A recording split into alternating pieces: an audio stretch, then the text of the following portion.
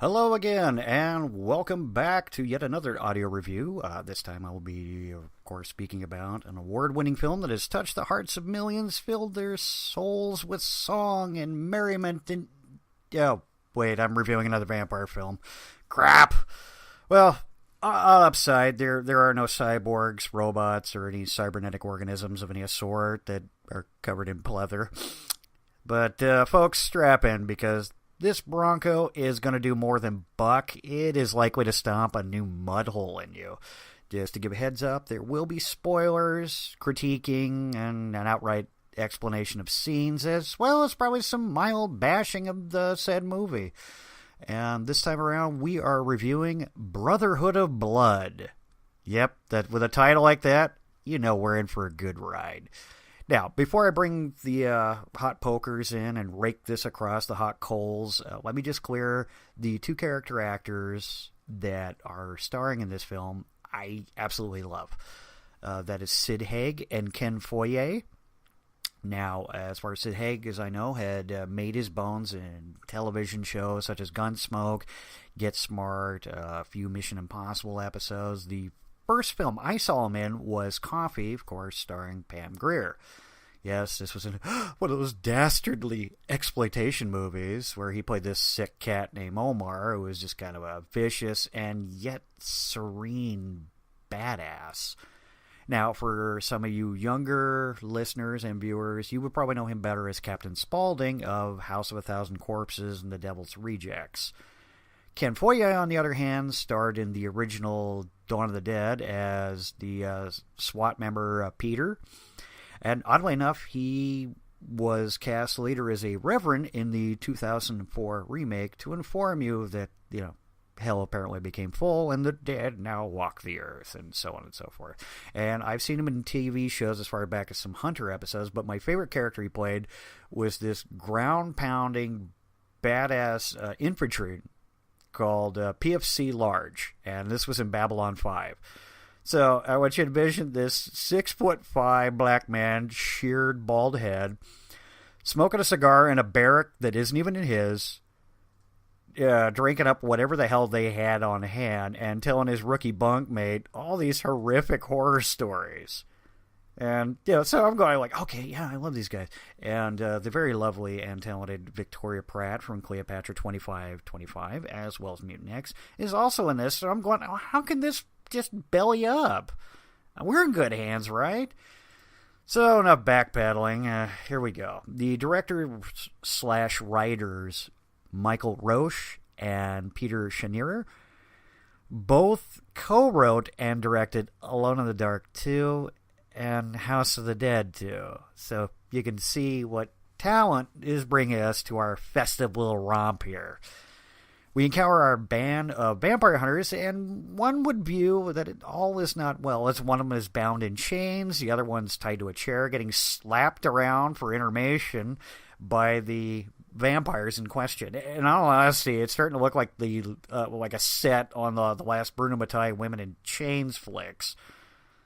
And all is to be concerned when your vampire's fangs are made of wax rather than the standard veneer sets. Yeah, as dark lit as that was, we could not get past it. I'm like, I see indentations that cannot be mistaken for anything but fingerprints on your teeth. Yeah. So the other aspect I had was the sound quality kept kind of going in and out. It was kind of like it would go off for a little bit, and then it would sound like it was dead on. Now, that could have been the DVD copy that I rented, but I swear it sounds like the actors don't sound like they've been mic'd at all. And our fearless vampire huntress, played by Victoria Pratt, seems to be in a heated discussion with one of the lead vamps as she's picking the locks to her cuff. Yeah. So I guess the heightened senses of hearing, smell, taste, and all that jazz are, just folklore. Our head vampire, I think it was Pakesh, played by Sid Haig, is in conference with his right-hand man. God, yeah, here it goes. His right-hand man, Fork. Yeah, I kid you not. Fork was his name. Now, that was his chosen, I guess, reborn name, or maybe that his parents were inherently cruel and not as horrific to, say, his brother and sister, Knife and Spoon.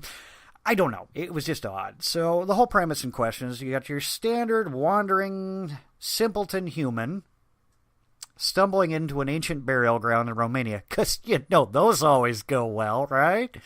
And he gets scraped by an ancient vampire corpse, which was also infused with Satan. What? Huh?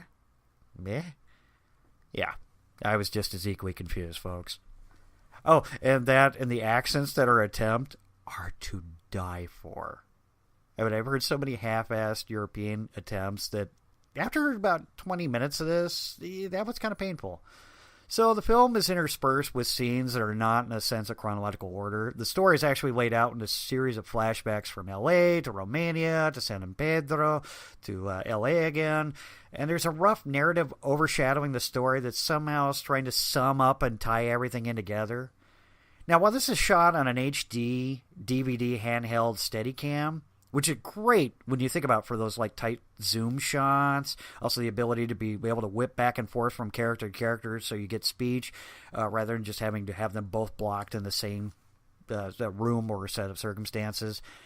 And while it may not give the 35 millimeter feel, it is still pretty damn close. And of course, I'm getting a whole vibe from this, kind of a pseudo-quasi Memento, Pulp Fiction, Less Than Zero kind of vibe, just that same really good, steady handheld work. And of course, the HD kind of gives it a really updated home movie look. And while the picture is crystal clear, sometimes it doesn't always work, and it really depends mostly upon lighting. So our fearless vampire killers... Yeah, that'd make a great title. Oh, wait, crap, that's already been done.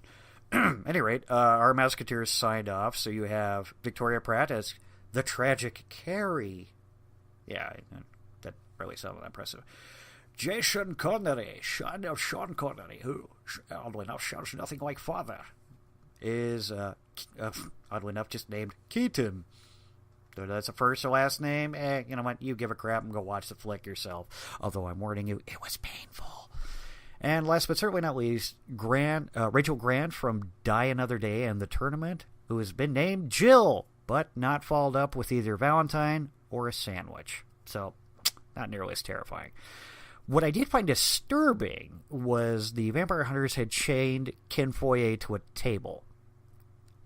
And not because the effects wanted to show them cutting up circulation or the chains had crosses or holy water placed on it. I think it was actually more like some pseudo-quasi avant-garde bondage performance piece that nobody but like maybe 3 Germans got. They're like, oh yeah, that shows very much the struggle to humanity. Yeah. And that would be it. So another quick spoiler for you. Foyer spends the better chunk of his scenes lashed to this table. I shit you not. So, with a little bit of impromptu torture porn there. Oh, please, it's nothing nowhere near that graphic. The terror of Saw, which wasn't really nearly as bloody and violent as some of you folks seem want to think it is, but that's okay. So, they find out, after intense negotiation, that the vampires are terrified that Satan has taken human form and now roams the earth. But we are to call him Vlad Koshe. And the greatest trick that Vlad ever did was to prove that he didn't exist. I can't do a Kevin Spacey voice, and I know that's okay. So it's not as though the sets were so minimum or just like poorly lit or, occasionally you would see a boom mic scraping the ceiling and or almost bumping the... Oh my God. Yeah, no, seriously, this was painful to watch. There was a level of suckage that I could not stomach. Also, I didn't understand what was with all the fog. There were smoke machine effects going on so many times. So I'm going, I can barely see certain actors. So it's terrible if you can't pick out a voice and going, who the hell does that belong to? I haven't seen this much smoke and fog outside of that Next Generation episode that Patrick Stewart directed, or possibly the remake of The Fog. The narrative feels unnecessary. The pace is very slow, and the performance, I gotta be honest, from all the... And while you got an exorbitant amount of talented cats, I couldn't even begin to tell you a, quote, memorable line. Our action scenes are sketchy. The violence and gore is so tame. You gotta let the kids watch this. Seriously, there's absolutely no nudity. There's next to no swearing. So to be perfect, my gentle listeners, this is the proverbial turd in the punch bowl at your prestigious party. And everyone's trying to enjoy themselves, but they can't help but notice the turd in the punch bowl. So, yeah, that being said, yeah, I advise you to move on. And again, if you want me to do another one of these, feel free to leave comments in the page. You can hit me here at YouTube and just bail on Rotten Reelz reviews. Yeah, just feel free to like, subscribe, give me some input. Hey, maybe there's some movie you have found that you went, oh, I got to get him to do this work. And, I'm more than up for it. So give me a shout, and I'm done.